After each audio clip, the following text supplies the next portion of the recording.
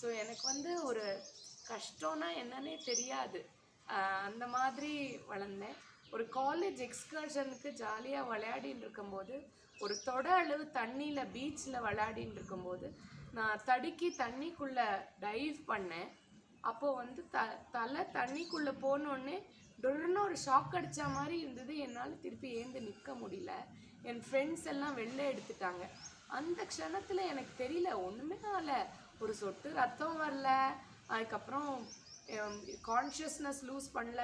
என்னோட ஃபர்ஸ்ட் எய்டை நான் தான் என் ஃப்ரெண்ட்ஸை எப்படி என்ன பிடிச்சிக்கணும், என்ன பண்ணணும்லாம் எக்ஸ்பிளைன் பண்ணேன். ஸோ ஏதோ அண்டர் வாட்டரில் ஏதோ ஷாக் அடிச்சிருக்கு, அது ஒரு சில மணி நேரங்களில் அது அப்படியே ரிலீஸ் ஆகிடும் அப்படின்ற தாட் தான் இருந்தது. பட் ஆக்சுவலாக எனக்கு ஏற்பட்டது முதுகு தண்டுவடம் பாதிப்பு. கழுத்து எலும்பு உடஞ்சி போய் அதுக்குள்ள முதுகு தண்டுவடம்